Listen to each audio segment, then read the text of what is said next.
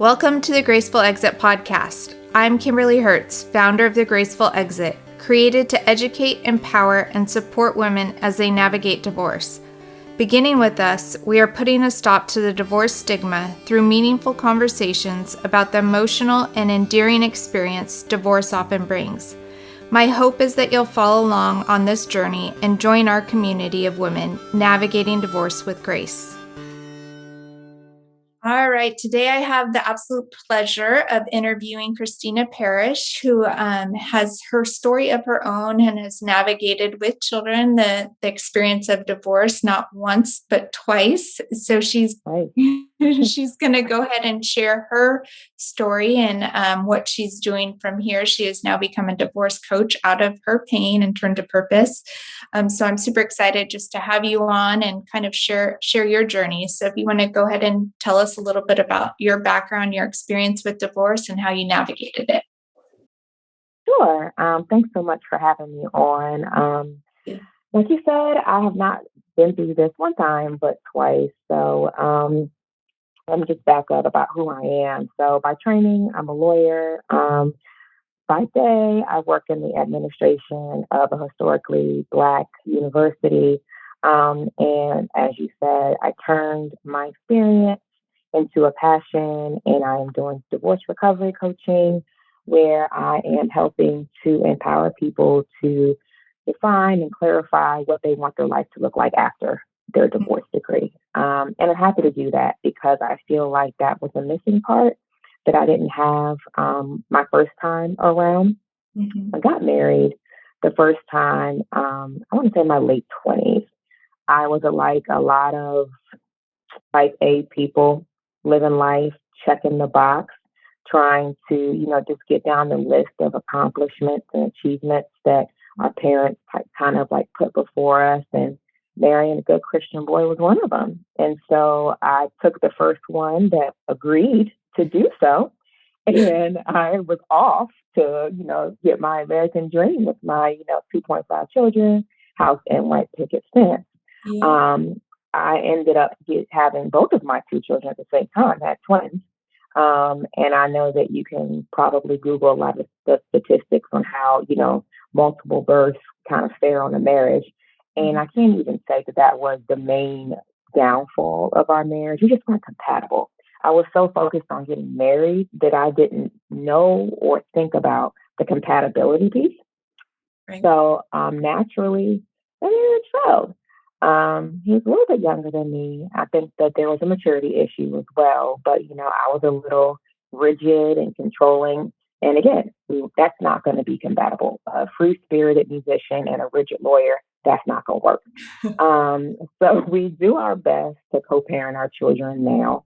I think in the midst of trying to find myself after divorce, I didn't do the best job of giving myself time and really being intentional as to envisioning the life I wanted after divorce. I think I was caught up in perfectionism a little bit and refusing to be what we think of as a failure.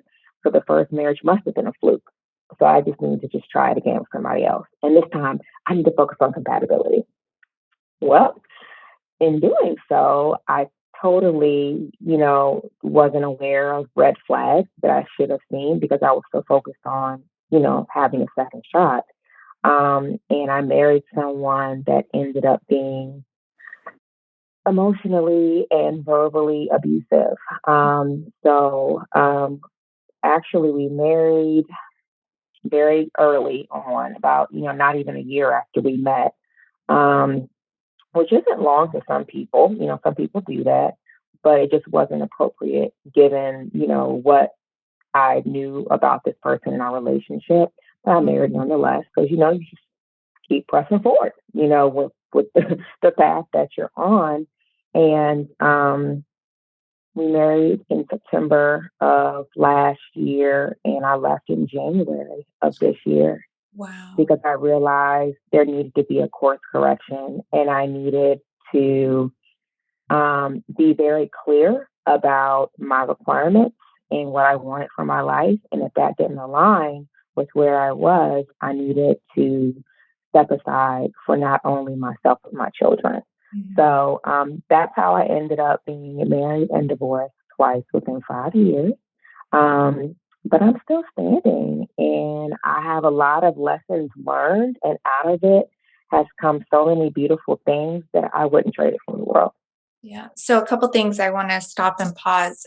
One is Yeah, you have mentioned, you didn't take that time to heal or for yourself once you I got married didn't. that second time. And I think that's so important to note that so many women end up repeating the cycle, right? And it could be a different look to that cycle, but it's not taking the time out Right, to really know what you want, what you need in life.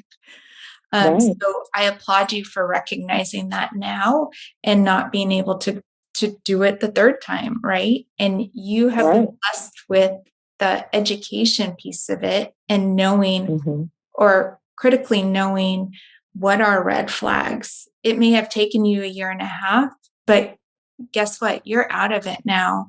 And unfortunately, like people like me, it took me 14 years to figure this out of the red flags. Mm, And so again, I just applaud you for recognizing that, course correcting to your point and being on the other side of it. Um, and I think sometimes, if you don't mind, if I yeah. note that one of the things that really make me passionate about this work that I'm doing now, and I'm venturing to do, is that as a Black woman, we're Mhm. just taught to be strong. We're known to be strong. You look at us and you can never tell what we're going through. Well, that could be a blessing and a curse at the same time. And Uh-huh. so I really, really want to speak to those women who are used to keeping up this facade of strength, Mhm. and to let them know that it's okay to be vulnerable and it's okay to walk in your truth. If things are not okay, they're not okay. And Mhm. you don't have to project that they are, because eventually that's going to become unbearable. And it's going to wear on your physical health, it's going to wear on your mental health, and it's not going to be the most productive or the most viable atmosphere for yourself and your children if you have them. I 100% agree. I could not Hmm. put it better. And then how about I guess, what has been your hardest part in navigating all this? I think the hardest part um, is addressing and confronting the perfectionism within Mhm. and really digging deep onto where that comes from. It's easy for us, especially when we get divorced, to blame the other person. That's what I did at first. It's him, and he did this and he did that. But we all have a part to play. And I think as time goes on and as you go through those stages of grief, because it is like a death, you really sit down and say, okay, what's my part in this? Um, and those realizations can become very sobering. A lot of, I think, my personality comes from some trauma in my childhood. Mhm. I mean, granted, I had came from a great home. I had, two parents the entire time, but that doesn't mean that there's not dysfunction Right. in the family, and that can affect the way your worldview, the way you look at life, the way you function in relationships, Mhm. romantic and platonic. And so, just getting down to that perfectionism, where that perfectionism stems from, and the fact that you have to heal that inner child before you can function correctly as an adult. That work, I'm currently going through it now. It's hard work, but it's necessary work. 100%. And Yeah. it's been difficult. Yeah. Yeah, absolutely.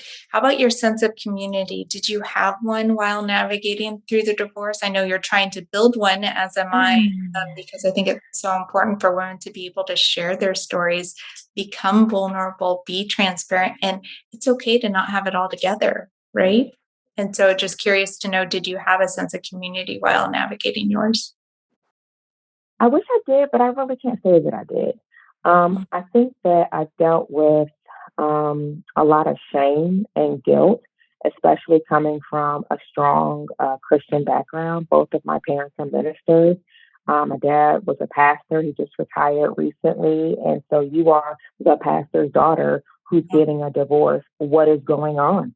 Mhm. And so you had more onlookers, gawkers, and questions versus what can I do to support you?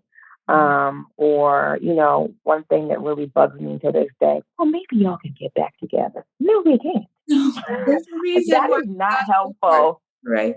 Yes. Or like bless my mother's heart. Well, I'm still praying for the both of you. Well, you can pray for us separately, but please do not put us in prayers together. Right. So people think they mean well and they think they're being supportive, but Mhm. not respecting the boundary of your decision is not supportive. And I think that depending on what kind of upbringing you have, like I said, mine was in the church. People tend to just gravitate to what they think is best for you. But I had to really learn to develop my own voice and say, nope, this is what I decided, this is what I want, and this is what I don't want. Please don't pray for that for me. Thank Mhm. you. Yeah. I hear you. I hear you. And then how about I know you're kind of in the middle of it, but it seems as though you have gotten to a good place. So what has been the most joyful thing? I know it sounds weird, but there is joy out of divorce. Mm, And so what has been the most joyful thing of getting past that? I'm really joyful about my freedom. I am just, especially looking back to see that I didn't have it, I will never again trade my freedom for anything. Especially in my last marriage, which, kind of went off the rails. Like the fact that there's no one that I have to face depending on what I'm eating. There's nobody checking what I'm eating. There's nobody commenting because they don't like what I'm wearing and they want me to change my outfit. There's nobody with an input as to when and how often I see my family. So, I mean, just to see that I can stand on my own 2 feet and I don't have anyone interjecting or blocking that sense of freedom that I have. Mhm. That's the most joyful thing. I wake up every morning just happy that, I can just live my life on my own terms.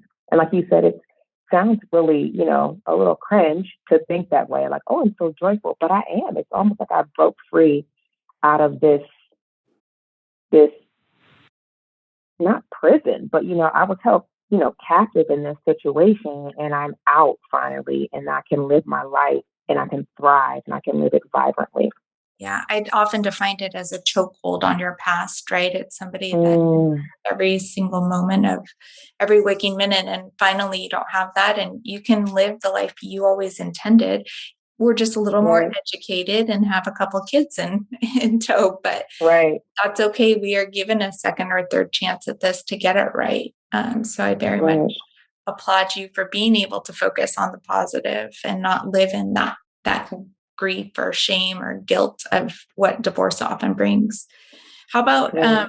with your clients? What are some tangible pieces of advice that you hope to offer those women that are former wives or divorcees, as we call them? Um, Yeah. what's some advice that you often can give them? I have an acronym for my program. It's called MOVE. It's like get your mind right, get organized, get a vision, and get empowered. So my program takes you through that. It's like a journey through that acronym. So my thing is we have to learn our limiting beliefs. We have to figure out, what is our mindset that kind of got us into this situation and where we want our mindset to be moving forward, Mhm. and getting organized in the sense of, who do we want to have access to our life? Because we're in control. We Right. don't have to, be the victims or just accept what the world gives us. Getting a vision. One of the things that was really powerful and moving to me when I got divorced the first time, I really sat down and looked at women that I admired who had been divorced and they're now living a boss life, a vibrant life. And I look at those people and I'm like, you know what? If they can do it, I can do it. How do Mhm. you want to live? Where do you want to live? What do you want your house to look like when you wake up in the morning and get empowered? When are you gonna do it? Mhm. And who's going to hold you accountable? So that's the advice that I give my clients to get on the move. And that's the acronym that I, used to do it with. And then how about empowerment? Like, what does that mean to you, and how do you portray that? So I'll give you an example. One of the things that I did after my first divorce, I forced myself to go on a solo trip. Mhm. And it taught me a couple of things. I went to the Grand Canyon by myself. And it taught me a couple of things in that number one, I can do hard things by myself. I can navigate the world by myself. And standing in the middle of the Grand Canyon taught me that my situation, my problem is so much smaller than, this vast world around us. So there's a lot more to be upset about. There's a lot more to fall apart about. And this is not going to be one of those things. So it put in perspective my life, you know, compared to this great big huge canyon that I was standing in the middle of. Mhm. Everybody's not going to go to the Grand Canyon. Some people are terrified to take themselves on a date. Yeah. Some people are terrified to, show up somewhere by By themselves when they themselves. used to show up sometimes with it. But give yourself a challenge Mhm. and put it that date on the calendar and hold yourself accountable to actually getting up and doing the thing that maybe scares you the most. Yeah, no, that's beautifully stated, because I think so many women are afraid of being alone post-divorce, and just Hmm. being able to get out there, do something, even if it's small, to your point, go to the movies by yourself versus the Grand Canyon, but it's something that you can do on your own, and you don't need a partner Hmm. to do all that. And I think it's just so many women are scared of taking that step. So I think that's beautifully stated. Yeah, So and I think so many people don't see that the delivery is in the doing. You can't just talk about it. You can't just, think about it or envision it. You have to do it in order mhm. to really, see that change within yourself. Yeah, absolutely. How about so part of our name is the graceful exit, and it came about giving myself grace and being able to look the children in my eye and say, I Hmm. tried my best and I did it with grace, so that they would be okay for following in my footsteps and not be ashamed of the person who I am post divorce. I'm curious to know, what does grace mean to you? I used to listen to a woman named Joyce Meyer a lot in my 20s. Mhm. And she used to always say that grace is the ability to do what you can't do in your own strength. And I've always kept that with me in my heart as I've, grown older. And I've realized that, I'm successful, I'm talented, I can do a lot. But there's some things that are just hard, but it doesn't mean I can't do it. It just means I need to take on the strength of something higher than myself to keep moving forward. So, not that we stop, but we need to gather strength from around us, from God, from whoever you want to believe in. But, this is not the end. It's just when I need to extend beyond myself and get some help and keep going. So, yeah. Gosh, Christina, you are just an incredible example of what it can be post divorce, and what a beautiful soul you are in sharing your journey and your vulnerability. And I mean, you've stated it correctly. We don't always have to have it all together, right? And there's something so Mm-mm, we special that don't. comes with sharing your story and being able to connect with others, to know that they're not alone. So I very, very much appreciate just getting to know you personally and sharing your story. Is there any last advice or tips you want to give our community? Just keep going. It's not the end, the start of a wonderful and beautiful beginning. Oh, that's such beautifully stated. I really, really appreciate it. And I just appreciate you for coming on here, and just giving hope to other women out there. So thank you so much for your time. You're so very welcome.